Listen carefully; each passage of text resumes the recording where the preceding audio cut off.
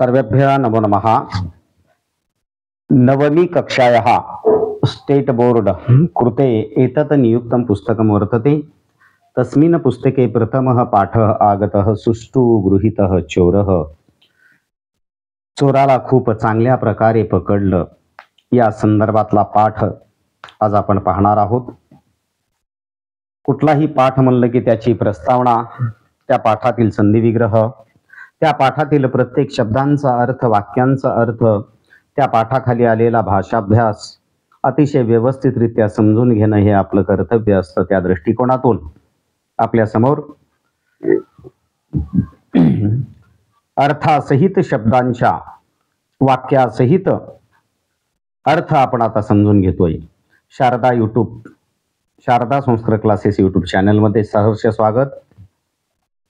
देवदत्त नाम कह अपि धनिकः आसीत, इथं कोपी आलेला आहे, पण गद्य भागाचं वाचन आणि लेखन करत असताना संधी विग्रह करून करणं अत्यंत आवश्यक आहे। तर त्या दृष्टिकोनातून कह अपि असा संधी विग्रह होतो। थोड्या वेळानं आपण संधी विग्रह याच व्हिडिओमध्ये पाहणार आहोत।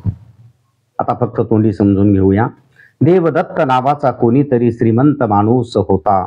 एकदा तस्य धनस्युतः लुप्तः, आणि एकदा त्याची पैशाची पिशवी ही चोरीला गेली। तस्य गृहे षड्भृत्याः आसन, त्याच्या घरी 6 नोकर होते। तेषु एव एकः चोरः स्यात्,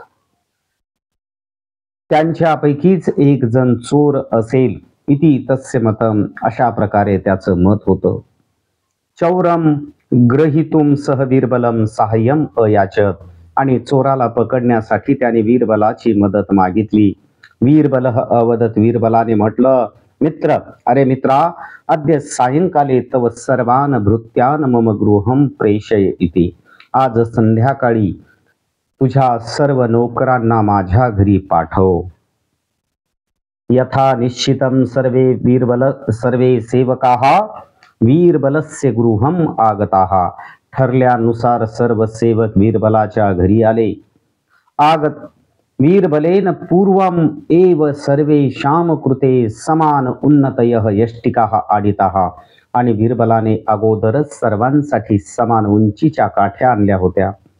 सह सेवकान अवदत, तो सेवकांना म्हणाला, भोः पश्यन्तु, अरे पहा, एताः माया यष्टिकाः, या जादूच्या काठ्या आहेत।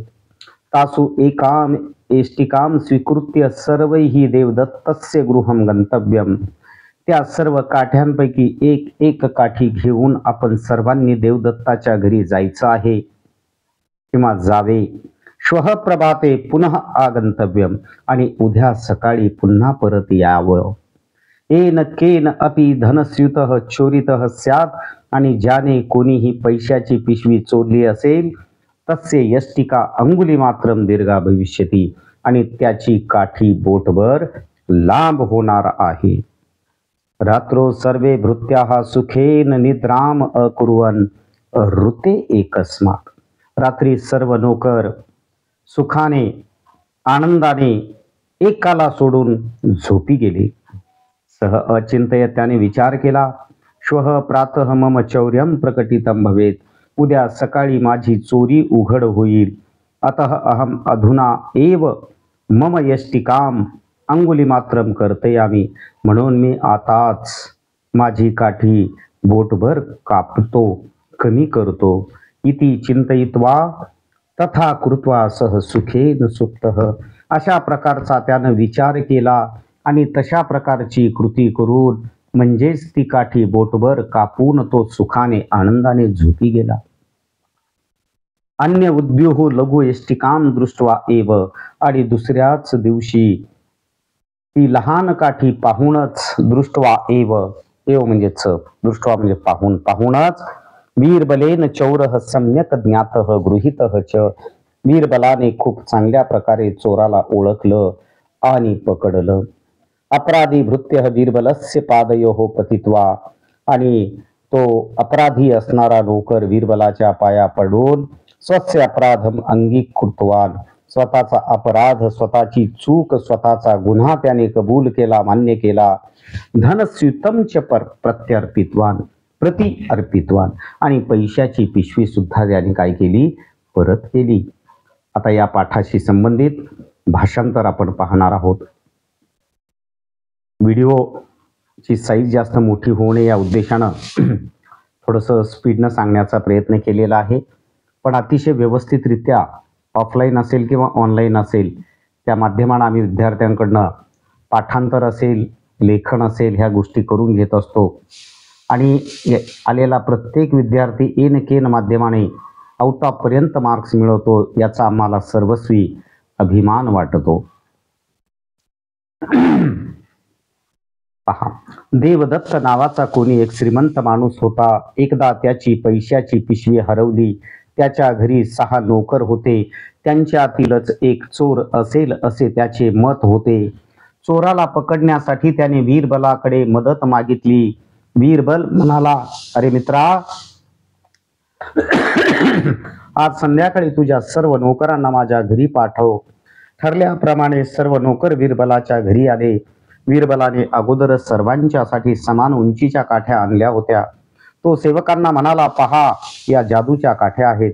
त्यापैकी एक एक काठी घेऊन सर्वांनी देवदत्ताच्या घरी जावे. उद्या सकाळी पुन्हा येथे यावे. ज्याने कोणी पैशाची पिशवी चोरली असेल त्याची काठी बोटभर लांब होईल. रात्री सर्व नोकर एक सोडून सुखाने झोपी गेले. त्याने विचार केला, उद्या सकाळी माझी चोरी उघड होईल, म्हणून मी आत्ताच माझी काठी बोटभर कापतो. असा विचार करून तसेच कृती करून तो आनंदाने झोपी गेला. दुसऱ्या दिवशी लहान काठी पाहूनच बीरबलाने चोर चांगल्या प्रकारे ओळखला आणि पकडला. अपराधी सेवकाने बीरबलाच्या पाया पडून स्वतःचा गुन्हा मान्य केला आणि पैशाची पिशवी सुद्धा परत केली. निश्चित फायदा होणार आहे आपल्याला या गोष्टीचा.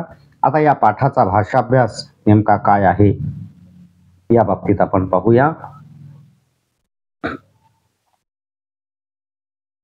तर खरंच बेटांनो, तुम्ही संस्कृत शिकताय, तुमचं मनपूर्वक हार्दिक अभिनंदन. पण एन केन माध्यमानं आउट ऑफ पर्यंतचे मार्क्स मिळवून आपल्या आई वडिलांचं, आपल्या गुरुजनांचं स्वप्न साकार करण्याची जबाबदारी आपल्यावर आहे. ही गोष्ट आपल्याला विसरून चालणार नाही.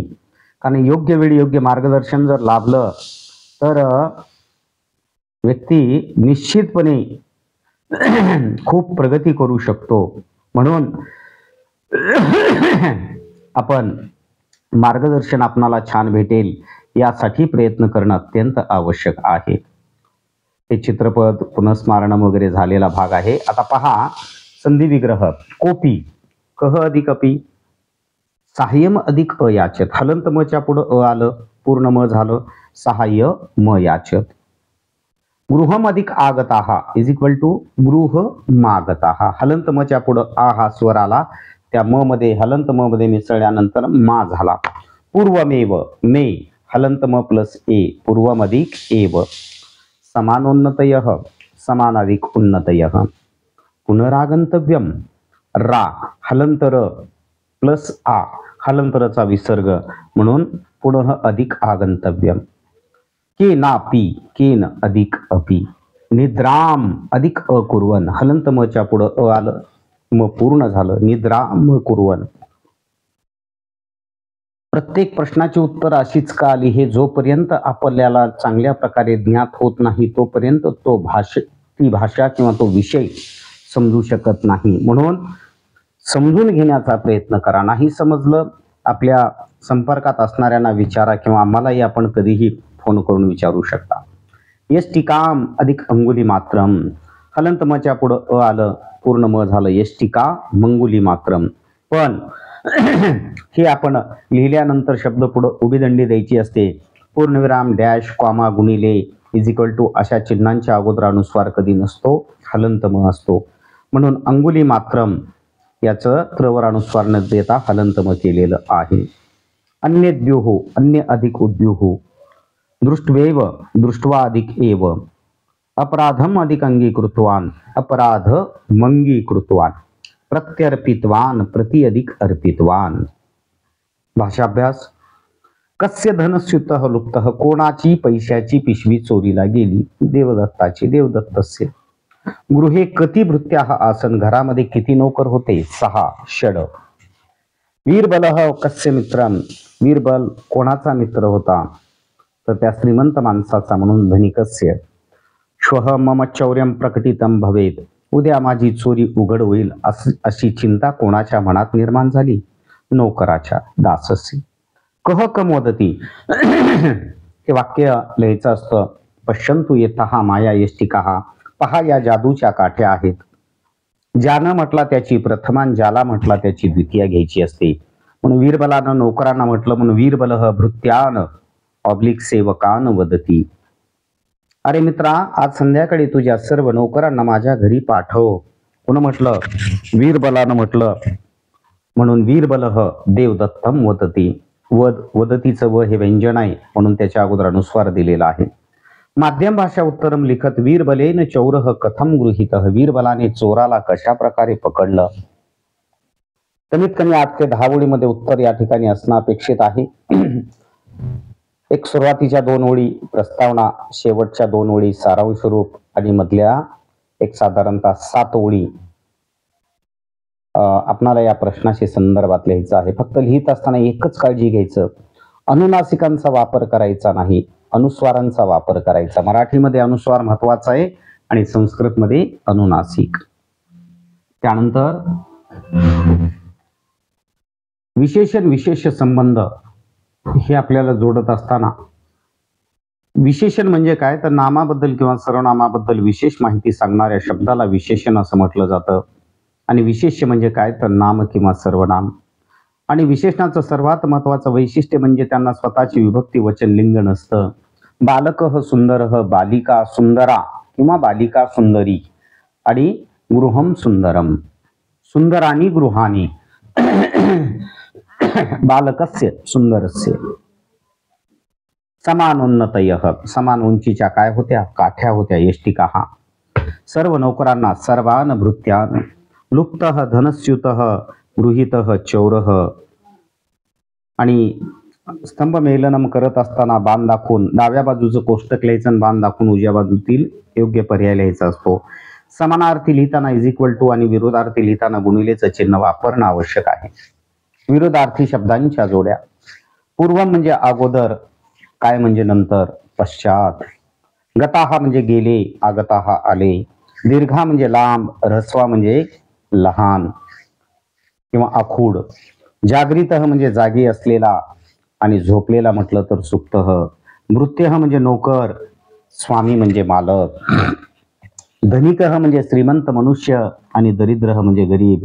गुणिले चिन्ह द्यायचं आणि शेवटी उभी दंडी सुद्धा द्यायचं आहे. अशा पद्धतीचे आपणाला रेखा चित्र, जाल रेखा चित्र वगैरे असं येतं.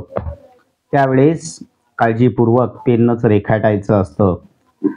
धनाढ्यः, इभ्यः, धनसंपन्नः, धनवान या सगळ्यांचा अर्थ होतो श्रीमंत. आणि याच्यासाठी एक शब्द आलाय पाठात आपल्या, धनिकः. स्तेनः, पाटच्चरः, मोषकः, तस्करः या सर्वांचा अर्थ होतो चोर आणि त्याला शब्द आलाय चौरः. सुप्तिः, स्वपा, स्वापः, शयनम म्हणजे याच्यासाठी झोप असा अर्थ आहे, झोपणे. तर त्याला निद्रा शब्द आलेला आहे. सेवकः, चेटकः, किंकरः, दासेयः, दासः, परिचारकः या सर्वांचा अर्थ होतो नोकर आणि त्याला शब्द आलेला आहे भृत्यः. तर निश्चितपणे हा व्हिडिओ आपण आवडल्यानंतर शेअर करणार आहात. काही अडीअडचणी असतील तर आम्हाला फोनच्या माध्यमाने आपण विचारू शकता. Sharada Sanskrit classes, mobile number 98 220 95 760. धन्यवाद.